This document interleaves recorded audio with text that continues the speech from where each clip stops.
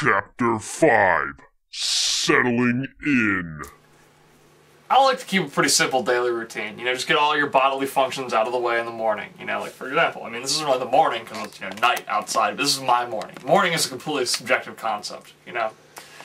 But, you know, I mean, you know, shit, you know, always need a good shit. You gotta shit first before you can do anything else, pretty much. I mean, if you don't shit, you're not gonna be in the game. You're not gonna be in the zone to do anything else you need to do. Not that I do much, but anything I might theoretically have to do, you know, requires me to shit first. You know, have a couple drinks. You know, nothing wrong with having a couple drinks. Our ancestors had many drinks. You know, and they fucking wrote the Constitution and, you know, a bunch of other probably okay shit. So, you know, have a couple drinks and then I sit around for a while. I'm not gonna lie, just kind of sit there. Don't want to do much of anything. I mean, it kind of pisses Kobe off. I'm not gonna lie. He's like, we gotta do shit, and I'm like, Kobe, you know. No. How about that? And yes, that's my morning routine. But sometimes, you know, things just don't even need to don't even really pan out the way they should, if you know what I mean. Don't really pan out. You know, actually, this is one of those days, really. Here, hold this real quick. Hold this. There we go. There we go. Yeah, sometimes you gotta just call in the reinforcements. You know what I mean? There we go. Call in the reinforcements. Kind of get things moving a little bit, you know? I mean, I'm not trying to overdo it, but sometimes you need a bit of a boost, you know? Everyone needs a little bit of a boost. You know, athletes, you know, they do steroids, you know, anchormen, they use laxatives, you know what I mean? Because if you don't take a proper shit, you just the whole day is ruined, you know? So, you know, reading some Calvin Hobbes, you know, taking a drink, Coke, laxatives, you know, whiskey, it's a good life.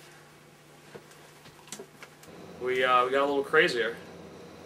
I got a little crazier, you know. But on the other hand, tried to be more legitimate by hiring 2 PhDs. I have to, you know, we got to freshen things up a bit. So we're gonna hold elections, or? No. I found a replacement. He's Mr. Emerald. He's a good associate of mine, right. And he's gonna be standing in for me. Don't worry, he's his own man. I'm not gonna be interfering. You just gotta see how things go. I believe John Fang was a friend of Graham's, or at least some sort of an associate. Hey, how you doing? Either way, Graham kind of brought him on the show. He said it would be nice to have, you know, some kind of professional opinions. John's all around, he's a good guy. Complains a lot. He's kind of a whiner sometimes, but more or less he's down to do whatever you want to do. Mr. Emerald? Get him! Hey, what the fuck? And I like that. I like having you know, a partner, you know, an adventuring buddy, you know, we can go on a little escapades with. Get the tank! I love democracy. Graham just said he would be an asset to our news show.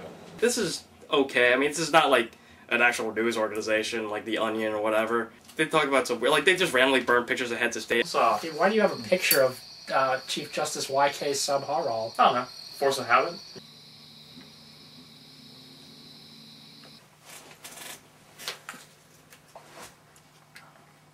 Freedom means being able to burn whatever you want. And like, dude, I gotta go to places, you know. I can't be identified with this. I mean, the filming's great. The cameraman is great. He's great at his job. I don't know how the hell he keeps his hands steady, concerning how drunk he is half the time. The problem with Adam, though, he gets just random. He's just stares at his phone all the time.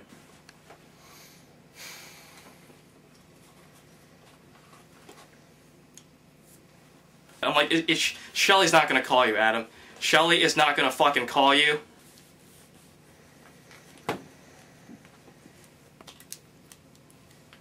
I mean, I can tolerate, you know, Adam's drunken behavior sometimes, as long as he doesn't get blood on my shoes. It's okay. I don't even know what the hell to say about John. He does reports. I didn't really pay attention to him because I usually left the room at least 45 minutes. I mean, that was a good day. I mean, we would just cut it down. I hated it. I hate him. Jesus Christ. But John could hone in on an issue. Wait, which period is it? Is it his later years, or is this kind of like Green Wandering period? Okay, which year in the Green Wandering period though? He's just too specific. Yeah, that's great. Let's see. Okay. So how many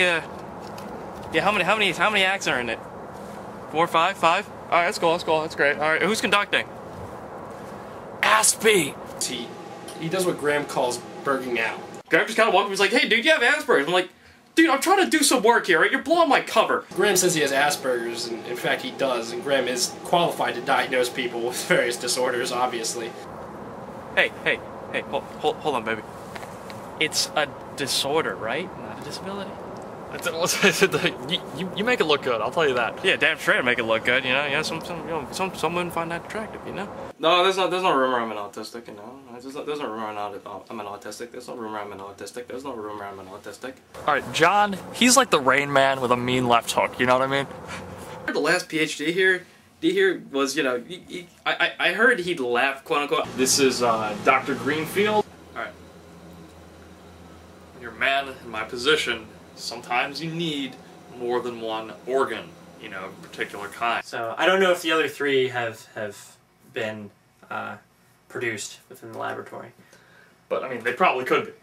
And I think, if you're a PhD, you need to make me some organs, or you need to be capable of doing it. Okay. And by the end of this entire segment, we will tell you how to grow a baby in a tube. I don't know about that, Graham. He said he was Dr. Greenfield, not Dr. Frankenstein. I said, what's the difference? You know, fuck you, make me some livers. And me and him went separate ways. Literally, we're kind of working on different planes right now. We're at different altitudes, so to speak. You know, he wanted the livers right there on Thursday, and apparently this guy, Dr. Greenfield, he didn't deliver, so Graham took him out and did his own delivery. Let's just say we don't have a whole lot in common anymore. We actually have nothing in common. Not a damn thing. I breathe, he doesn't. That's as simple as that. It's a shame, it's a loss of science. I needed a 6-pack of livers. Why a 6-pack, you say? Because you never know when one of them will not work or when one of them will, you know, wear out. I don't know either. Why you gotta drink my liquor? Alright, you know this is a new low. We have communal liquor, alright? Graham defends his possible alcoholism by saying it's ultraholic. Now, I don't really think just changing the prefix on a word defends it. I mean, you can't just say it's not murder, it's, you know, funder. You can't just do that to any kind of word.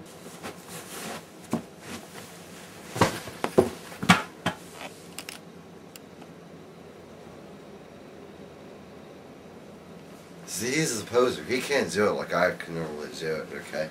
He's getting up. He's a piece of shit. See, this is how you really stumble around, okay?